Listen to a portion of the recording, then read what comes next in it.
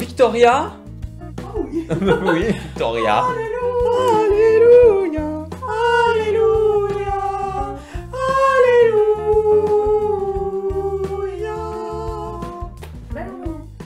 Victoria, je continue dans les séries historiques que je viens de pitcher Viking. Donc Victoria, comme son nom l'indique, est une série historique sur la reine Victoria, une des reines au plus long règne, reine et roi confondus de l'Angleterre, qui vient tout juste d'être battue par Elisabeth II. Qui est une reine qui a vraiment impacté l'histoire de l'Angleterre, puisqu'elle a été aussi présente pendant une période charnière pour toute l'Europe, qui est la période de la révolution industrielle. Je vois tout le monde qui s'endort. C'est une série de ITV qui, un peu triste de l'arrêt de sa série Downton Abbey, à mon avis, a voulu chercher son nouveau Downton Abbey. Donc ils nous ont sorti quasiment juste après des finales Downton Abbey. Et au fait, nous avons Victoria, qui est une série interprétée, et c'est aussi pour ça qu'on s'est lancé dans la série aveuglément avec Julia, par la belle et merveilleuse et très talentueuse Jenna Coleman. Merci. Jenna Coleman, que vous devez forcément tous connaître.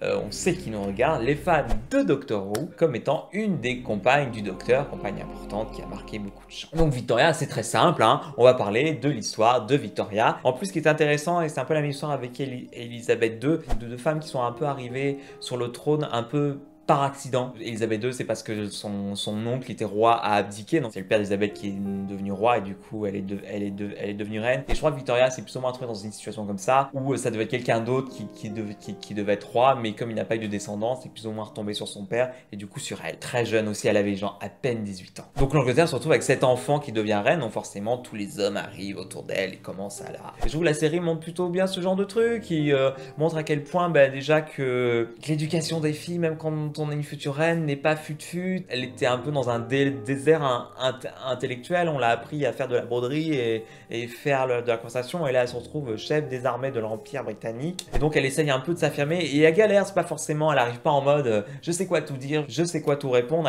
Elle galère, elle a du mal et elle se fait vraiment marcher dessus par les mecs. Et on va voir cette jeune femme qui va devoir grandir plus vite que prévu et qui va devoir s'affirmer et vraiment imposer son rôle. Et Jenna Coleman elle est toute petite, toute frêle, elle est face à ces grands monsieur barbus qui font 3 fois son âge, il faut qu'elle essaie de s'imposer et c'est assez cool et c'était assez bien fait. Elle rencontre son fameux mari, Albert, qui est très charmant. Il est insupportable. Il est insupportable, mais il est très charmant. Ils sont ensemble dans la vraie vie. Ils sont ensemble dans la vraie vie. À ce moment, son chien qui se prend le pied dans la patte. Et du coup, il y a Albert qui arrive et qui déchire sa chemise pour faire un petit pansement à la papate blessée du chien. Et t'as Victoria qui est vraiment genre... Ouh, c'est juste au moment où ils commencent à se connaître. Et moi je suis là genre... Ah, le soir, ils vont danser ensemble. Donc ils apprennent à se connaître. Ils vont danser ensemble. Je fais... Oh, j'aime les fleurs que vous portez dans vos cheveux. C'est le même parfum que portait ma mère. Je sais plus si elle lui donne ou s'il la prend, mais il déchire encore sa chemise. Alors ils sont au bal où justement, il déchire sa chemise. On voit son torse dessous et il glisse la rose dans sa chemise et ils dansent ensemble. Elle est un peu en mode genre... Elle a un peu les palpitations et moi aussi, c'était très rigolo. Il est insupportable après ça. Hein. Il arrête pas de l'infantiliser. Il boude tout le temps. Là, mais ça me fait chier d'être prince consort. J'ai rien à faire. Et gna gna gna gna gna gna. Et je veux faire des trucs. Je veux faire du train. Et gna gna gna gna gna. Mais voilà, il est un peu charmant. Ils sont très amoureux. Ils sont très amoureux. C'était vraiment un couple qui s'aimait beaucoup. Quand il est décédé, Victoria a porté son deuil jusqu'à la fin, elle a porté du noir jusqu'à la fin de sa vie. Ils étaient très amoureux, ils ont une flopée d'enfants. Hein?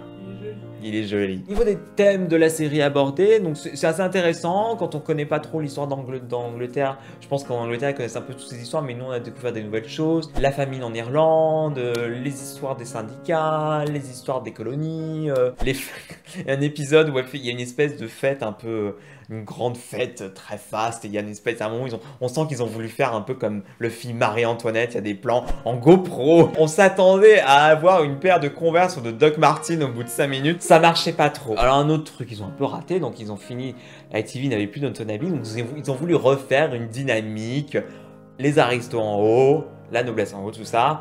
Et les pauvres en bas. C'était raté, c'était très mal fait, ça marche pas. Downton Abbey c'était sympa. Pourquoi, faut que je me rappelle pourquoi dans Victoria ça marchait pas. Et parce qu'on s'en fiche. Parce qu'on s'en fiche. Tout d'un coup, on avait des focus avec. Il y a sa femme de chambre qui passe sa vie dans les ruelles à se faire harceler par le cuistot du machin. Je sais pas, j'ai l'impression que chaque scène sur cette meuf s'ouvrait sur elle, marchait dans une ruelle sombre et sinueuse avec le tout d'un coup le cuistot qui débarque. Mais qu'est-ce que vous faites là? Mais Robert! Il y a le chef des domestiques insupportable qui est raciste envers tout ce qui n'a pas été né autour de Londres. Mais bon, la saison 2 est vachement mieux. Tout l'aspect de la maternité, qui a été très intéressant, très mal amené, très bien joué par Jenna Coleman, où elle a cette espèce de peur, parce que la mortalité infantile, la mortalité à l'accouchement est là. Beaucoup de reines derrière elle, ils sont passés et sont décédés suite aux accouchements. Le fait qu'elle les a pas mal enchaînés, qu'elle en avait pas forcément envie, qu'on parlait pas de baby blues à l'époque, on parlait pas de dépression. Donc c'était genre, bah non meuf, il faut que t'enchaînes,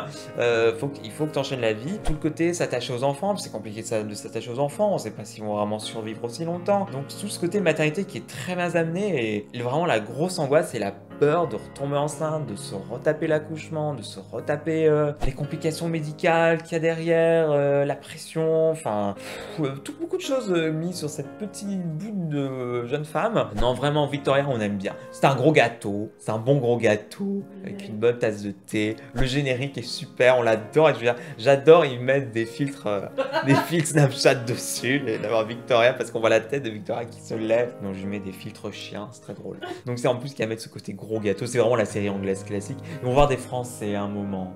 C'est rigolo. Elle parle bien français.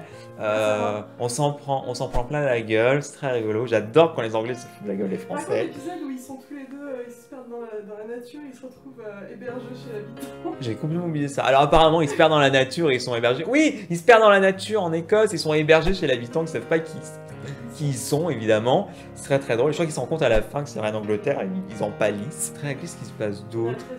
Oula, 13 minutes, ça commence à être long. On va peut-être arrêter là. Donc c'est bien Victoria. Ok, Jenna Coleman est flippante avec ses lentilles bleues au début parce que Victoria avait les yeux bleus. On s'y fait. Passez outre, c'est bon, ça va. C'est que des lentilles. C'est très sympa. Regardez Victoria, c'est très mignon.